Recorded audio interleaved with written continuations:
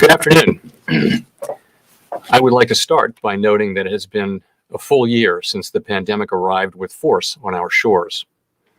Looking back, it was clear that addressing a fast-moving global pandemic would be plainly and primarily the realm of healthcare providers and experts. And we are grateful to them and to all the essential workers for their service and sacrifice. The danger to the U.S. economy was also clear.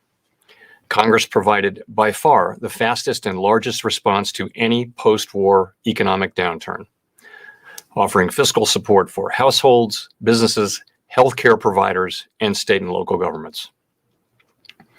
Here at the Federal Reserve, we rapidly deployed our full range of tools to provide relief and stability, to ensure that the recovery will be as strong as possible, and to limit lasting damage to the economy. We are strongly committed to achieving the monetary policy goals that Congress has given us: maximum employment and price stability. The economic fallout has been real and widespread, but with the benefit of perspective, we can say that some of the very worst economic outcomes have been avoided by swift and forceful action from Congress, from across government, and in cities and towns across the country. More people held on to their jobs, more businesses kept their doors open, and more incomes were saved as a result of these swift and forceful policy actions. And while we welcome these positive developments, no one should be complacent. At the Fed, we will continue to provide the economy the support that it needs for as long as it takes. Today, the FOMC kept interest rates near zero and maintained our sizable asset purchases. These measures, along with our strong guidance on interest rates and on our balance sheet, will ensure that monetary policy will continue to deliver powerful support to the economy until the recovery is complete. The path of the economy continues to depend significantly on the course of the virus and the measures undertaken to control its spread. Since January, the number of new cases, hospitalizations, and deaths has fallen, and ongoing vaccinations offer hope for a return to more normal conditions later this year. In the meantime, continued observance of social distancing measures and wearing masks will help us reach that goal as soon as possible.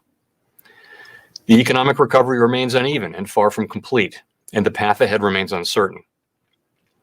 Following the moderation in the pace of the recovery that began toward the end of last year, indicators of economic activity and employment have turned up recently, although the sectors of the economy most adversely affected by the resurgence of the virus and by greater social distancing remain weak.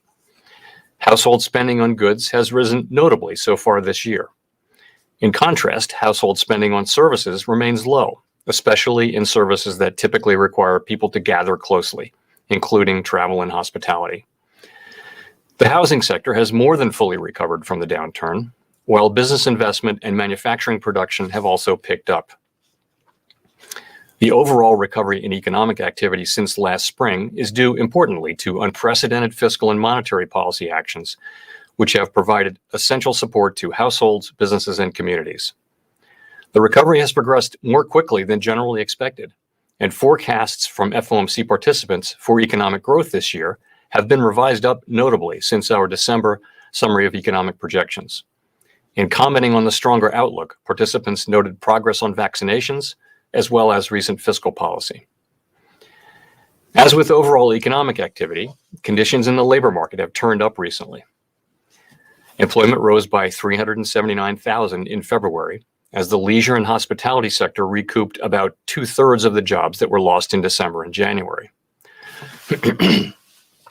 Nonetheless, employment in this sector is more than 3 million below its level at the onset of the pandemic. For the economy as a whole, employment is 9.5 million below its pre-pandemic level. The unemployment rate remains elevated at 6.2% in February. This figure understates the shortfall in employment, particularly as participation in the labor market remains notably below pre-pandemic levels. Looking ahead, FOMC participants project the unemployment rate to continue to decline. The median projection is 4.5% at the end of this year and moves down to 3.5% by the end of 2023. The economic downturn has not fallen equally on all Americans, and those least able to shoulder the burden have been the hardest hit. In particular, the high level of joblessness has been especially severe for lower wage workers in the service sector and for African Americans and Hispanics. The economic dislocation has upended many lives and created great uncertainty about the future. Overall inflation remains below our 2% longer run objective. Over the next few months, 12-month measures of inflation will move up as the very low readings from March and April of last year fall out of the calculation.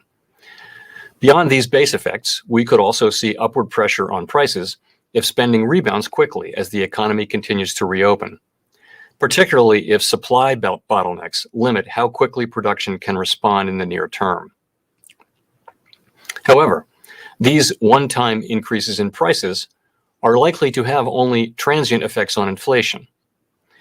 The median inflation projection of FOMC participants is 2.4% this year and declines to 2% next year before moving back up by the end of 2023. The Fed's response to this crisis has been guided by our mandate to promote maximum employment and stable prices for the American people, along with our responsibilities to promote the stability of the financial system. As we say in our statement on longer-run goals and monetary policy strategy, we view maximum employment as a broad-based and inclusive goal. Our ability to achieve maximum employment in the years ahead depends importantly on having longer-term inflation expectations well anchored at 2%.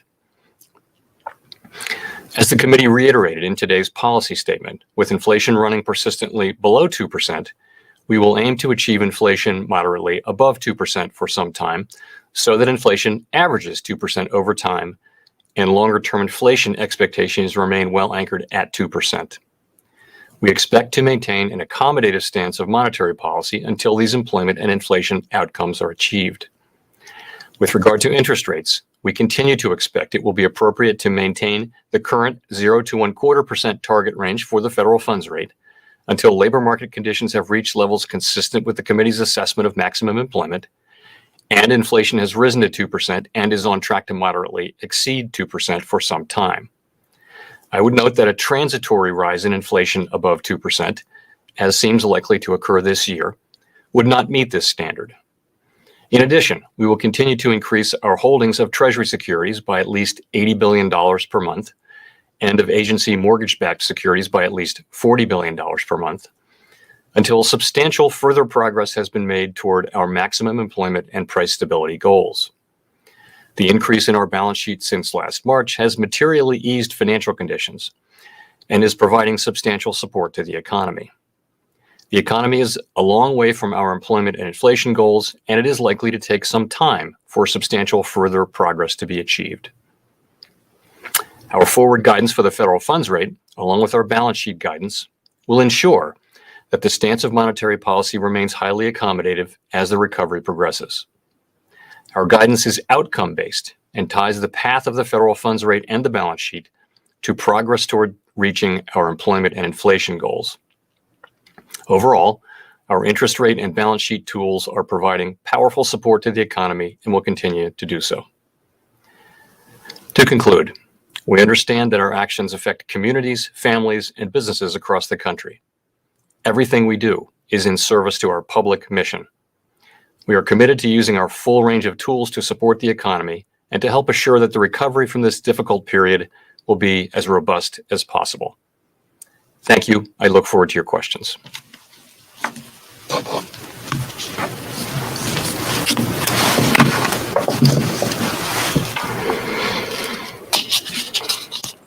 Howard from Reuters. Hi, Chair Powell, and thanks for that. So could you talk us through how the forecasts for 2021 map into the substantial further progress definition? 2.4% inflation, I understand that's considered transitory. That still seems like some progress there. 4.5% unemployment. Is it time to start talking about tapering yet? Not yet. As you pointed out, we've said that we would continue asset purchases at this pace until we see substantial further progress. And that's actual progress, not forecast progress.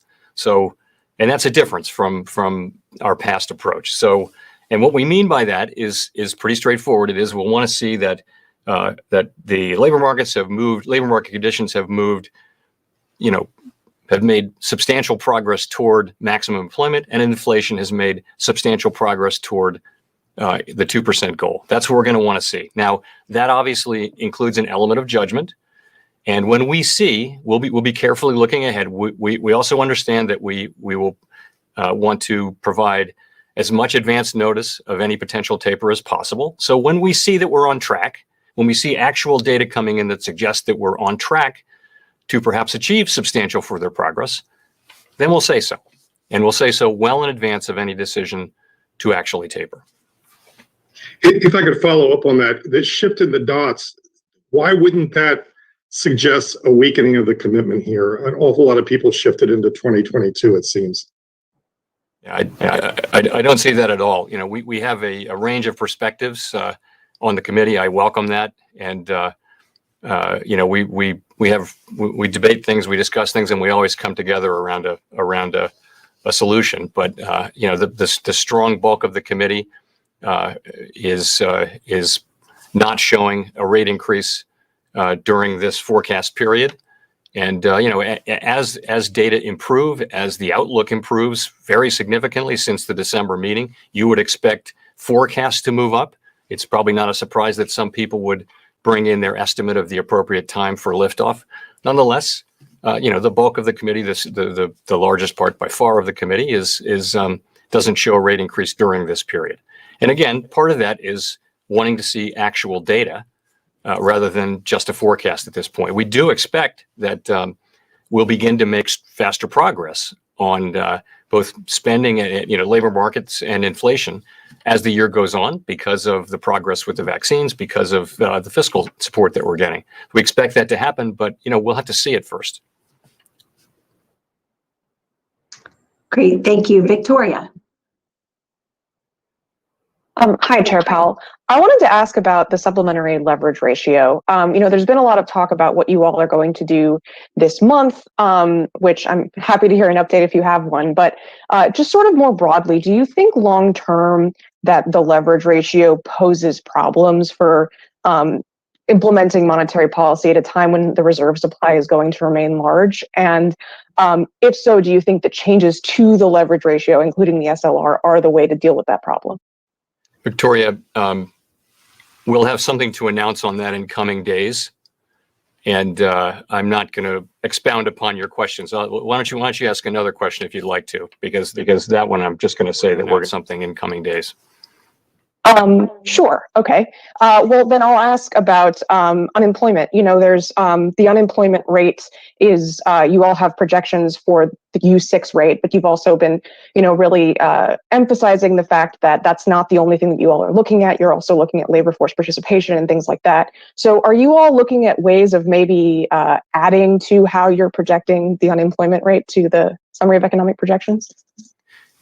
Well, let me say, as we say in our statement on longer run goals and monetary policy strategy, we look to a range of indicators on labor market. We never only looked at the unemployment rate, which is the only indicator of labor market outcomes that's in the SEP.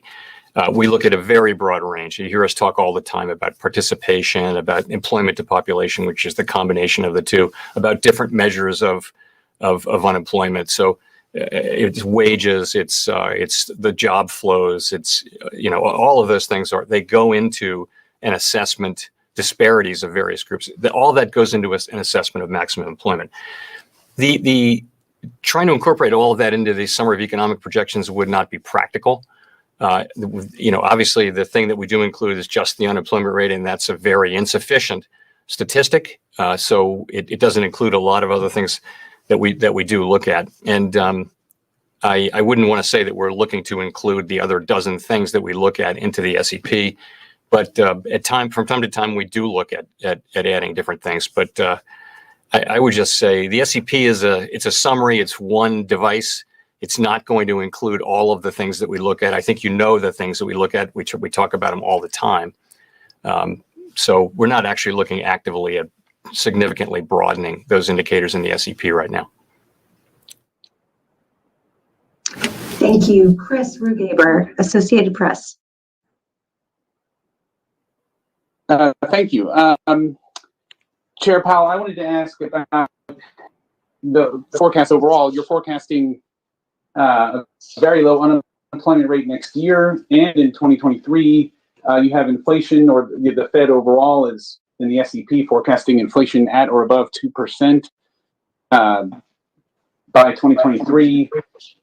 Yet no rate hike in any of this forecast horizon. So is this telling us that you see a higher inflation rate than what's projected, or do you not? As you've been talking about, is the unemployment rate insufficient, or what is this telling us about the Fed's reaction function? That it seems you're meeting the Fed's dual mandate by 2023, yet again, no rate hike expected. So I guess the first thing to say is that the SEP is not a committee forecast. It's not something we sit around and debate and discuss and approve and say this represents our reaction function as a committee. It's a compilation of projections from different people, but since we don't debate it or discuss it, it would be hard for me to say exactly why each participant did what they were going to do. So all I would say about this is that we've laid out what I think is very clear guidance on liftoff. And it's really three things: labor market conditions that are consistent with our estimates of maximum employment. And as I mentioned, we consider a wide range of indicators in assessing labor market conditions, not just the unemployment rate. Inflation that has reached 2% and not just on a transitory basis, and inflation that's on track to run moderately above 2% for some time. The first two of those three are very much data-based. The third does have a little bit of an element of expectations in it. So we are very much determined to implement this guidance in a robust way. It is the guidance that we chose carefully to implement our new framework. And to meet these standards, we'll need to see data, as I mentioned. So what does this SEP really say? It says that we're committed to our framework and to the guidance we've provided to implement that framework. We will wait until the requirements set forth in that guidance are clearly met before considering a change in our policy rate. And the last thing I'll say is this. the state of the economy in 2 or 3 years is highly uncertain, and I wouldn't want to focus too much on the exact timing of a potential rate increase that far into the future. So that's how I would think about the SEP. Thank you. Paul Kiernan. Thank you, Chairman Powell. My question is twofold. One, how high are you comfortable letting inflation rise? There is some ambiguity in your new target, as you mentioned, expectations driven. And do you think that ambiguity might cause markets to price in a lower tolerance for inflation than the Fed actually has, thereby causing financial conditions to tighten prematurely? Is that a concern? Thanks. So we've said we'd like to see inflation run moderately above 2% for some time. And we've resisted, basically, generally, the temptation to try to quantify that. Part of that just is talking about inflation is one thing. Actually having inflation run above 2% is the real thing. So over the years, we've talked about 2% inflation as a goal, but we haven't achieved it. So I would say we'd like to, perform. That's what we'd really like to do, is to get inflation moderately above 2%.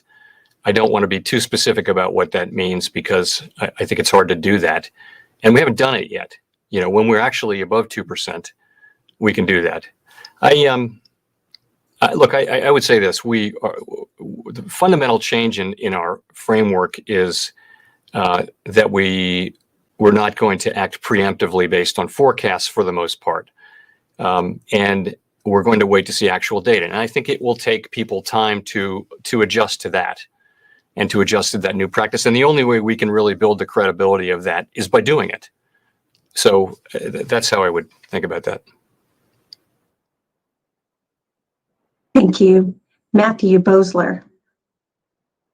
Hi, Chair Powell. This is Matthew Boesler with Bloomberg News. So there's a widespread presumption at this point that the U.S. will reach herd immunity sometime this year.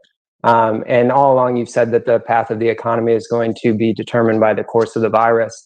I'm curious, based on the projections that you released today that show unemployment will still be above estimates of maximum employment through the end of next year, and perhaps sometime into 2023. Do you think policymakers need to be doing more here to sort of align the herd immunity and full employment timelines, if you will? Thank you.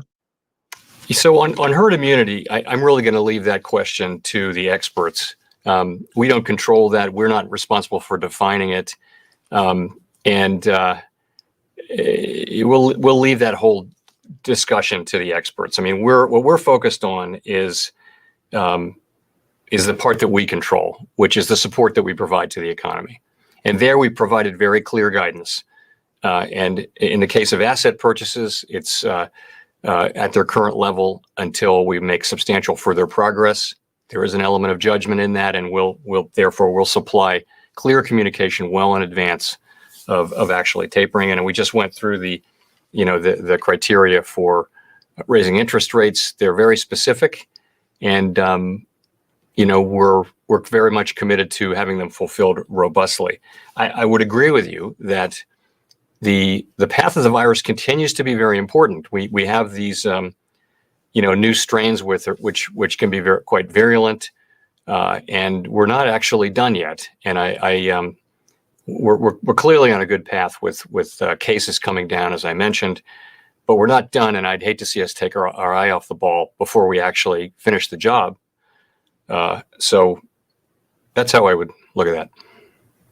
If I could just briefly follow up, how do you see sort of the disconnect in terms of an economy that is expected to be widely reopened this year, but full employment taking longer to achieve? Is it the case that factors related to the virus will still be with us over the coming years? Is that how to interpret the forecasts? I think there's some of that. Sure, there'll be some of that. There'll still be some social distancing. People may be, for example, going into spaces that involve close contact with others. Some people will do that right away. Others will hold back, And so I think there'll be some of that.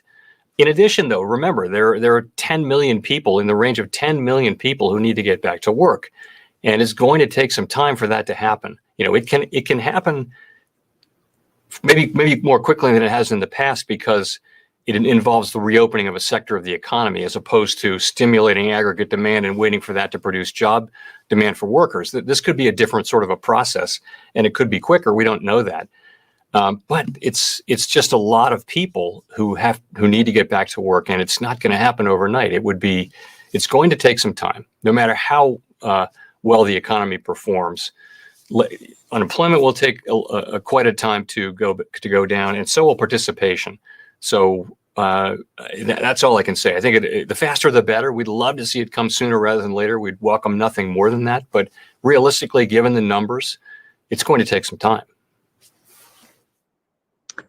Thank you. Steve Leisman. Mr. Chairman, thank you. I wonder if you could, kind of a three-parter here, but all related.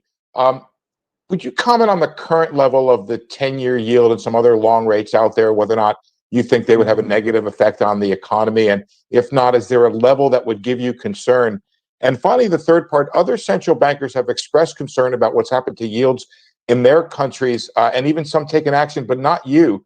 Could you give us your general idea or orientation towards the idea of coming into the market and affecting a particular tenor of the bond market? Do you like that idea? Do you not like it? Is it at the top of your toolbox, or is it something that you think is at the bottom of the toolbox?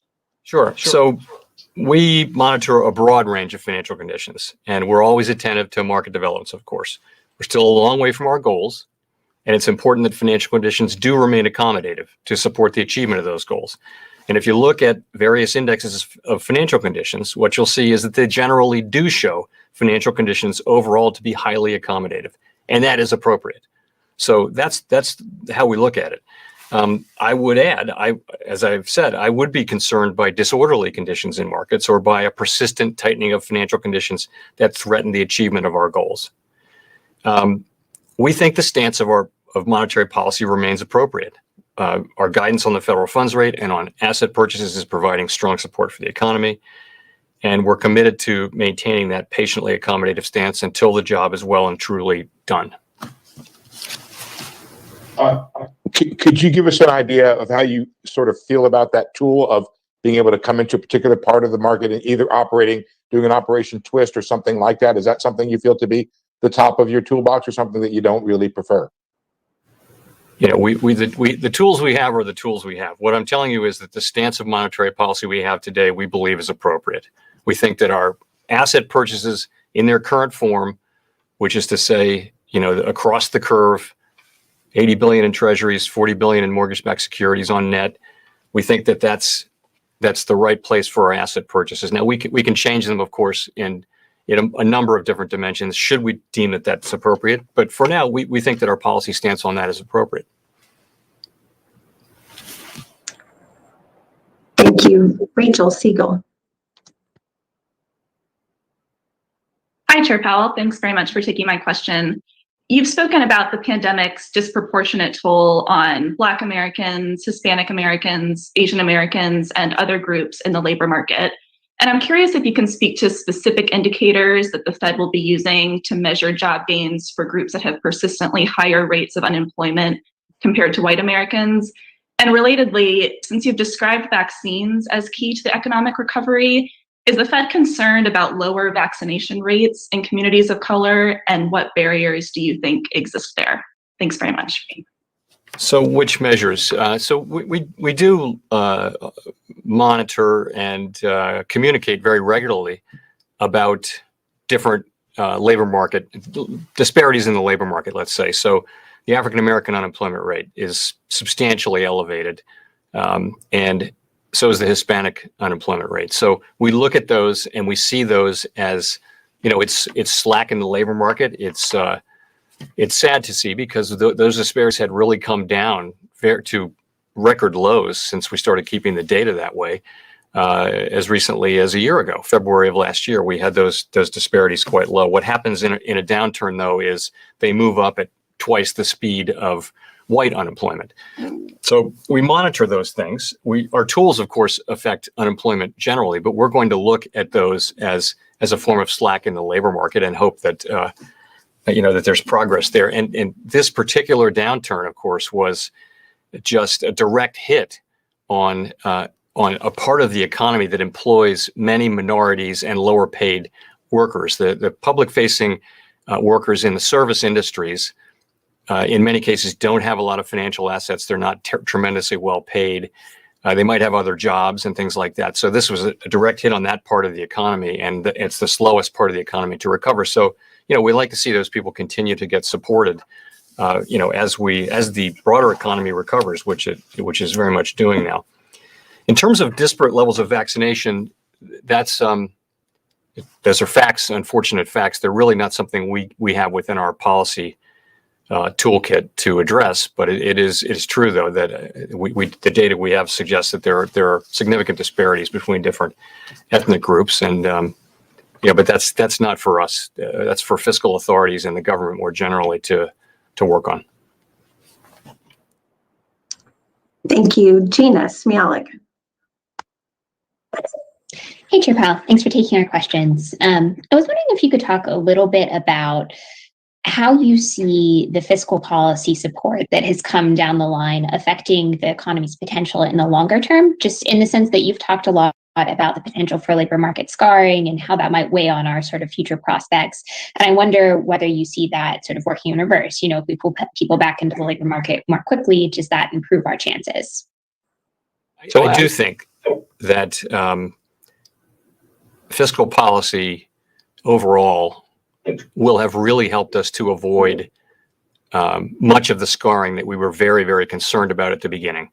And I think that's just the size and the speed with which Congress has delivered, with the CARES Act and since then, is going to wind up very much accelerating the return to full employment. It's going to make a huge difference in people's lives, and it has already. As I mentioned in my opening remarks, the recovery has been faster than we expected. Part of that just is very hard to predict, given we've never seen an event like this. But part of it is just the strength of the fiscal response, which I think will look good over the years. Longer term, to really, the first part of it is about avoiding scarring, and I think we've not avoided all of the scarring, but we've probably avoided the worst cases there. And I hope we keep at it, and we will keep at it with our policies, of course, to do whatever we can to make sure that continues.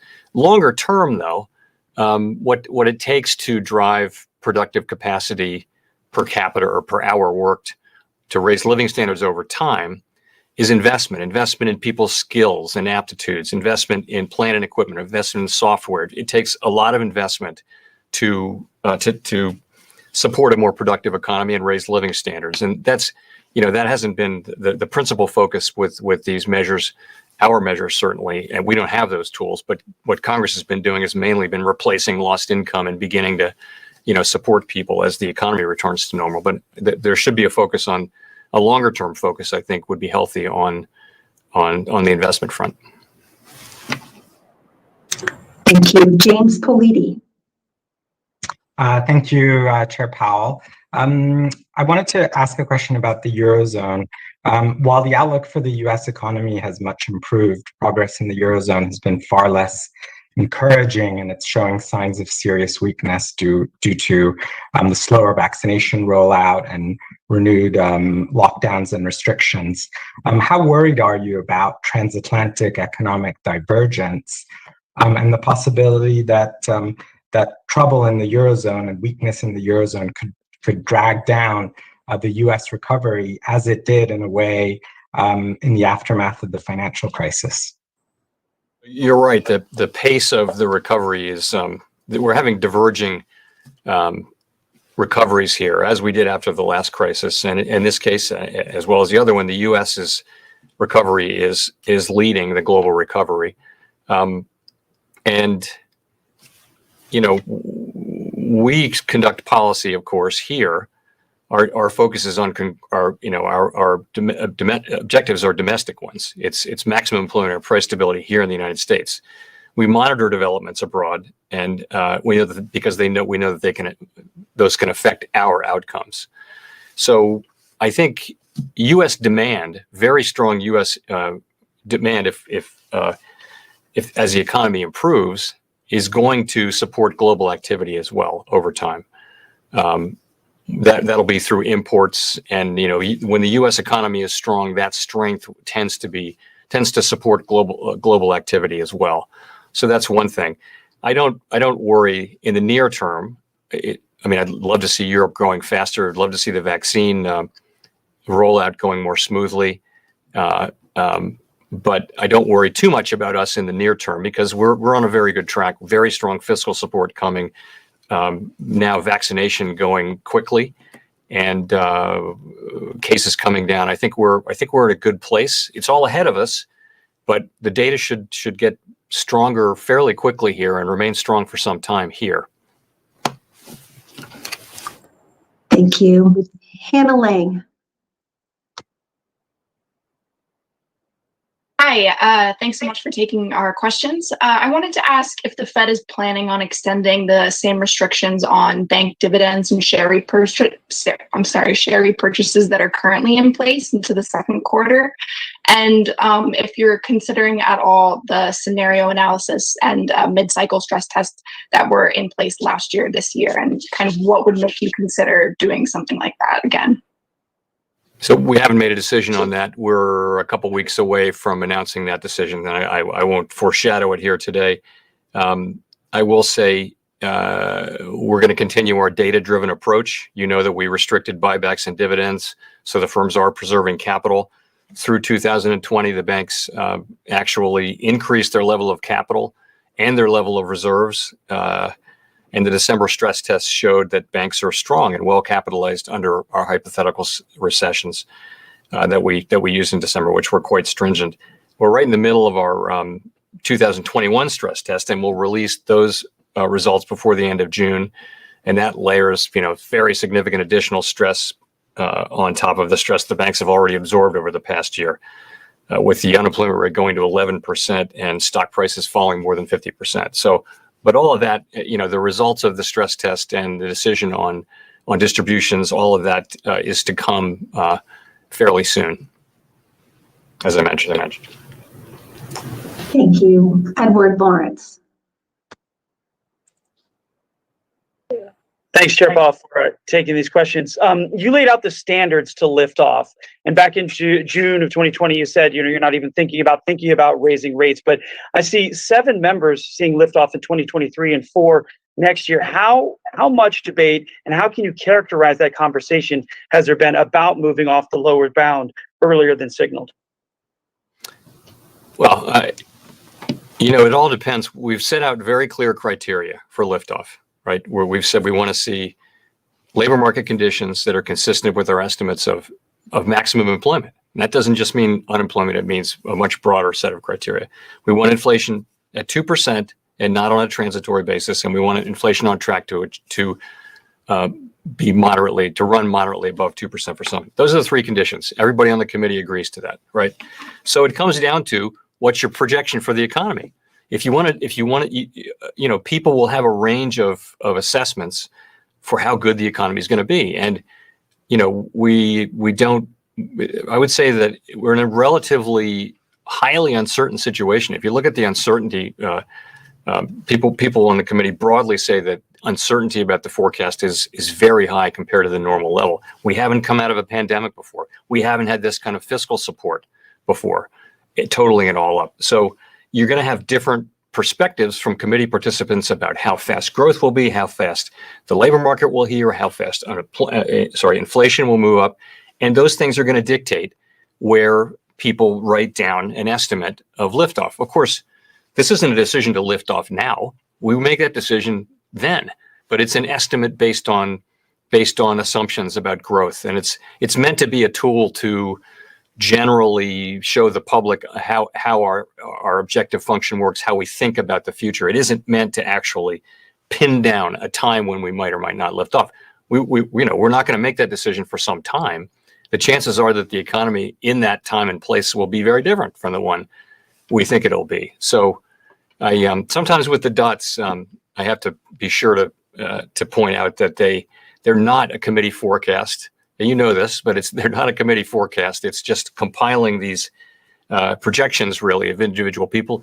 We think it serves a useful purpose. It's not meant to actually be a promise or even a prediction of when the committee will act. That will be very much dependent on economic outcomes, which are highly uncertain. Thank you. We'll go to Brian Chung. Hi there, Chairman Powell. Wanted to elaborate a little bit on your commentary about the fiscal stimulus. So it sounds like you, I guess, see the case for even maybe more investment, at least from Congress, to support the more productive economy, as you answered to Gina's question. So we just had $1.9 trillion in spending. So where do you see the fiscal space right now? Do you still, I guess, maybe see the country in a place right now where it wouldn't be a concern if there were to be more spending at this time? No, so Brian, it's not up to us to decide what Congress should spend money on or when. I was answering Gina's question, which really was, how do we assure lack of damage to scarring, for example, or lack of damage to the productive capacity of the economy? And I think what's happened so far has done a pretty good job of that.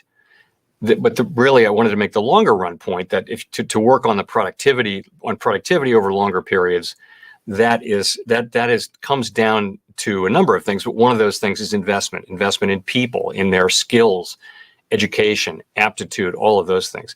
I'm not in any way suggesting that that's something Congress should work on right now, or that, that's just that's not our job. I'm just saying that is what fiscal policy can do, that really monetary policy can't do, is invest in the future productive capacity of the economy, raise potential growth. Those things are completely tools that Congress has. And again, I wasn't making a comment at all on the current fiscal setting. Thank you. Next to Michael Derby. Great, thank you for taking my question. I just wanted to get an updated view on your sense of your view on financial stability risks, and whether or not you see any pockets of excess out in financial markets that concern you, either specifically to that area of the market, or as in terms of like the threat that it could propose to the overall economy. Sure. So, as you know, financial stability for us is a framework. It's not one thing. It's not a particular market or a particular asset or anything like that. It's a framework that we have. We report on it semi-annually. The board gets a report on it quarterly, and we monitor every day. And it has 4 pillars, and those are 4 key vulnerabilities: asset valuations, debt owed by businesses and households, funding risk, and leverage among financial institutions. Those 4 things, and I'll just quickly touch on them. So if you look at asset valuations, you can say that by some measures, some asset valuations are elevated compared to history. I think that's clear. In terms of households and businesses, households entered the crisis in very good shape by historical standards. Leverage in the household sector had been just kind of gradually moving down and down and down since the financial crisis. Now there was some negative effects on that. People lost their jobs and that sort of thing, but they've also gotten a lot of support now. So the damage hasn't been as bad as we thought. Businesses, by the same token, had a high debt load coming in, and many saw their revenues decline. But they've done so much financing, and there's a lot of cash on their balance sheets. So nothing in those 2 sectors really jumps out as really troubling. Short-term, I mentioned funding risk as the last one. So we saw again in this crisis breakdowns in parts of the short-term funding markets. Came under a tremendous amount of stress, and they've been quiet since the spring. And we shut down our facilities and all that. But we don't feel like we can let the moment pass without just saying again that some aspects of the short-term funding markets and more broadly non-bank financial intermediation didn't hold up so well under great stress, under tremendous stress. And we need to go back and look at that. So a very high priority for us as regulators and supervisors is going to be to go back, and this will involve all the other regulatory agencies. It does involve all of them as well, and see if we can strengthen those things. So that's a sort of a broader, detailed look. Thank you. Michael McKee. Mr. Chairman, can you help me understand something about the SEP and your forecasts? The inflation that you're talking about for this year, say, is transitory. Then by 2023, you're back down to 2.1%. There's no forecast for a rate increase for 2023. If you get to 3.5% unemployment, but inflation's only at 2 or 2.1%, are you willing to leave rates at zero going forward from there, or roughly zero going forward from there? In other words, could we be in a Japan-like situation where rates just stay low because inflation does? Well, again, I wouldn't read too much into the March 2021 SEP dot plot. Remember what it is. It's a compilation of individual projections by individual members. They're all making different assessments. They have different forecasts. Economic forecasts. Some have more optimistic ones, some less optimistic. And also remember that the SEP doesn't actually include all the things that go into maximum employment, right? It only includes unemployment. So I would just say we've set out clear guidance. The message from the SEP that I would like to leave with people is we set out clear guidance.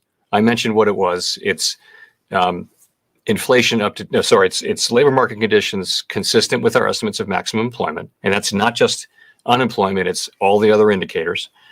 But overall totaling up to maximum employment, it's inflation at 2% and not on a transient basis, and inflation on track to exceed 2% for moderately for some time. Those are the criteria. We're committed to robustly implementing that guidance. And that's what this says. That's really all it says. We're going to wait until those requirements are met. And again, the state of the economy in 2 or 3 years is highly uncertain. And I wouldn't want to focus too much on the exact timing of a potential rate increase that far into the future.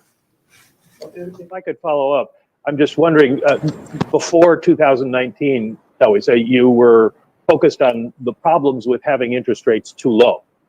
Now, are you saying we're willing to live with it until we reach these goals, even if you reach your goal on maximum employment?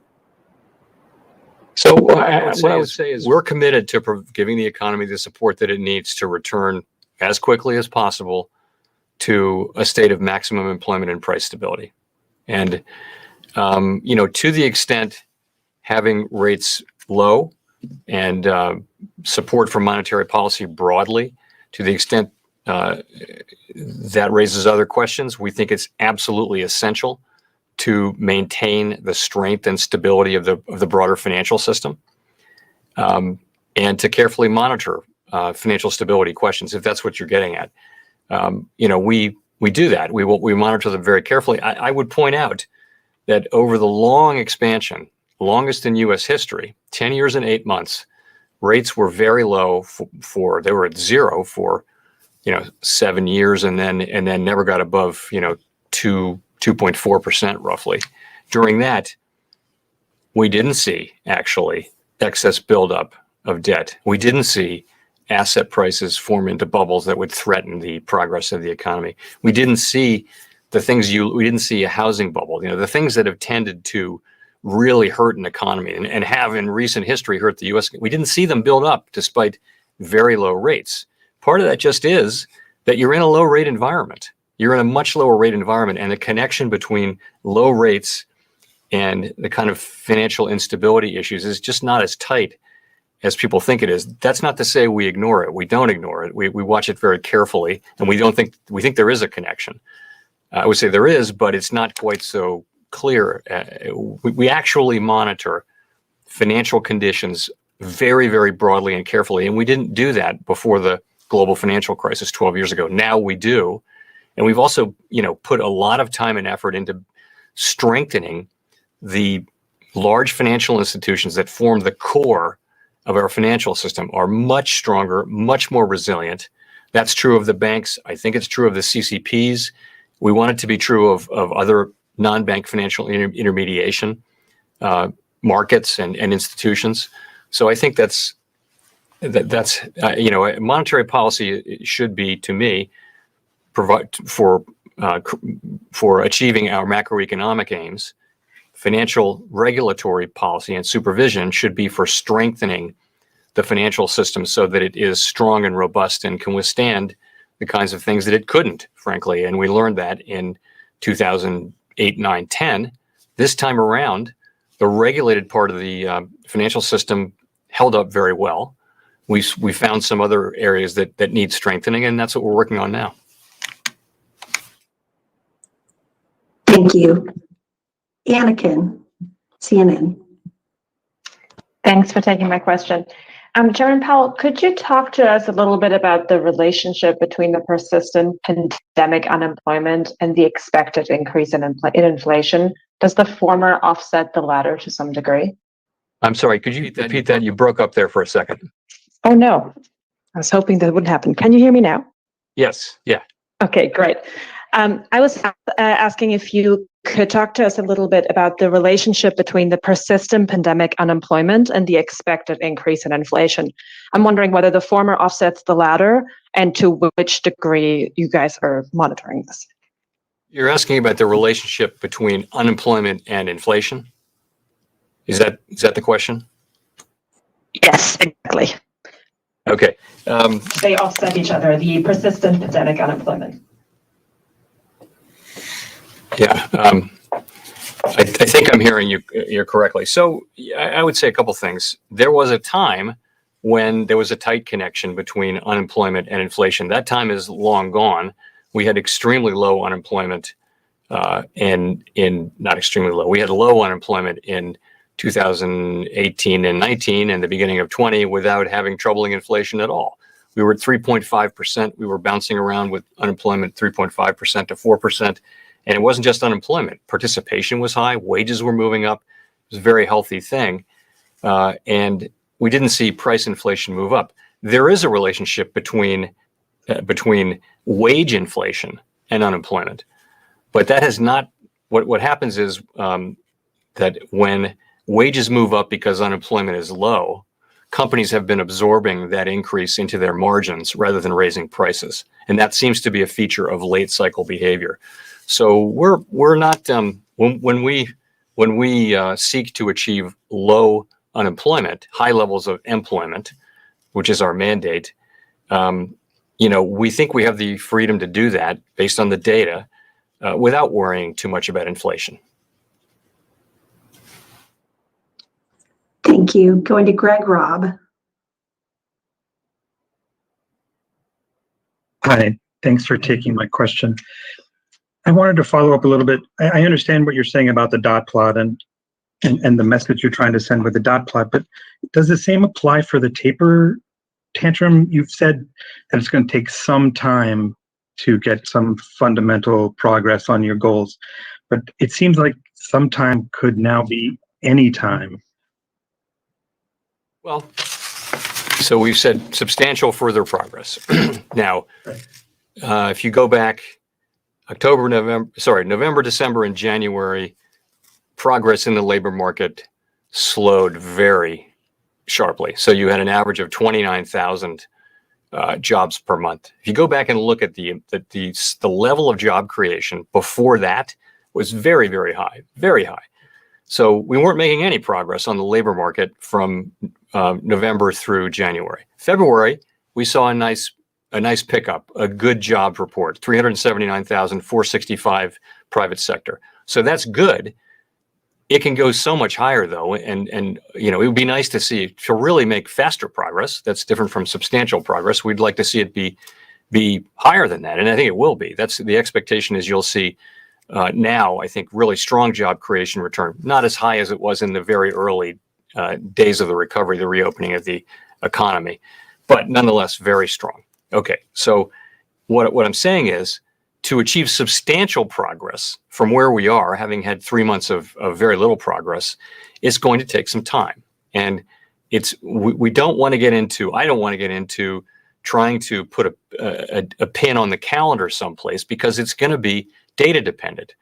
When we see ourselves on track to make substantial further progress, we're going to say so. We understand fully that test is one that involves judgment. If you remember during the global financial crisis recovery, we said quantitative easing number 3 was the test was a substantial improvement in the outlook for the labor market. Well, what does that mean? Well, it means a substantial improvement in the outlook for the labor market. It meant we would communicate when we thought we had that. This is just like that in a way. What we're saying is substantial further progress toward our goals. We'll tell people when we think, until we give us a signal, you can assume we're not there yet. And as we approach it well in advance, we will give a signal that yes, we're on a path to possibly achieve that, to consider tapering. So that's how we're planning to handle it. It's not different really from QE3. And I think what we've learned from the experience of these last dozen years is to communicate very carefully, very clearly, well in advance, and then follow through with your communications. In this case, it's an outcome-based set of guidance, as our rate guidance is, and it's going to depend on the progress of the economy. That's why it's not appropriate to start pointing at dates yet. Thank you. Thank you. Thank you. Don Lee, LA Times. Hi, Chair Powell. As you know, households are sitting on a lot of excess savings, and I wonder if combined with that, you have an unleashing of, pent-up demand. How much do you think that would affect inflation, and would you expect that to be transitory? We and everyone who's forecasting these, what we're all doing is we are looking at the amount of savings. We're looking at, we have reasonably good data on that, and we're looking at the government transfers that'll be made as part of the various laws, and we're trying to make an assessment on what will be the tendency of people to spend that money, the marginal propensity to consume, and from that you can develop an estimate of the impact on spending, on growth, on hiring, and ultimately on inflation. So that's what we're all doing. And we have, we can look at history and we can make estimates, and those are all very transparent and public, and you can compare one to the other. And of course, we've all done that. And I think we've made very conservative assumptions and sensible mainstream assumptions at each step of that process. And what it comes down to is what I said before, which is there very likely will be a step up in inflation as March and April of last year drop out of the 12-month window because they were very low inflation numbers. That'll be a fairly significant pop in inflation. It'll wear off quickly though, because just the way the numbers are calculated. Past that, as the economy reopens, people will start spending more, and that you can only go out to dinner once per night, but a lot of people can go out to dinner, and so and they're not doing that now. They're not going to restaurants, not going to theaters. That part of the economy, and travel and hotels, that part of the economy is really not functioning at full capacity. But as that happens, people can start to spend. It's also wouldn't be surprising and you're seeing this now, particularly in the goods economy, there'll be bottlenecks. They won't be able to service all of the demand, maybe for a period. So those things could lead to, and we've modeled that. Other people have too. And what we see is relatively modest increases in inflation.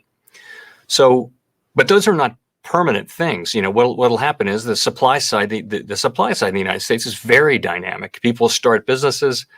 They reopen restaurants. The airlines will be flying again. All of those things will happen.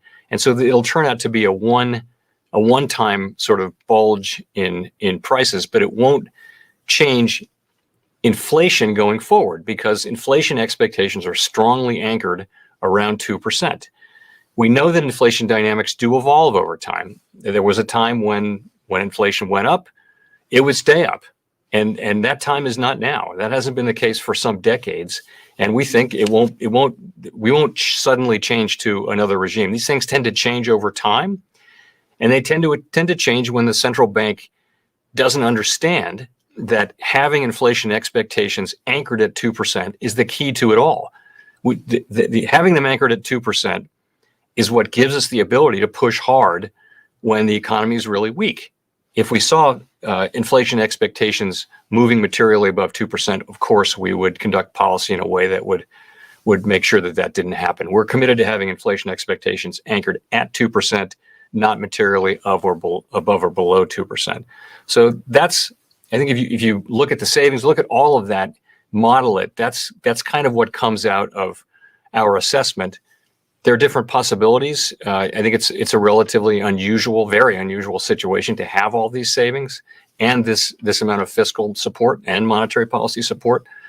Nonetheless, that is our most likely case. And as the data come in and the economy performs, we'll of course adjust. Our outcome-based guidance will immediately adapt, we think, to meet whatever the actual path of the economy is. Thank you. We'll go to Scott Horsley for the last question. Thanks, Chairman Powell. My question is about those supply chain bottlenecks, especially on the goods side. Are they getting better or are they getting worse? We saw they were sort of a drag on the industrial production numbers that came out yesterday. And what do you expect them to do to prices just in the short run? I think it's impossible to say, frankly, with any confidence, but I would expect, it's very possible, let's put it that way, that you will see bottlenecks emerge and then clear over time. And you'll probably see that over a period of time because, really the strong data are ahead of us. You're right now that the checks are going out just now, and that'll add to spending. COVID cases are coming down. Vaccination is moving now quickly. The really strong economic data is coming. It should be coming, assuming we stay on this track. And that's when you'll really know where the bottlenecks are. But you can see, though, that these are not permanent. It's not like the supply side will be unable to adapt to these things. The market will clear. It just may take some time. And some of the answer to that may be price. In many cases, it won't be price. You'll see that people are reluctant to raise prices. It's a little bit the story about, the wage Phillips curve does show that as unemployment goes down, wages move up, but companies choose not to try to pass that price increase along to their customers. So you'll see a lot of that here too, I think. Anyway, we'll see, but that's my basic sense. Thank you very much. Thank you.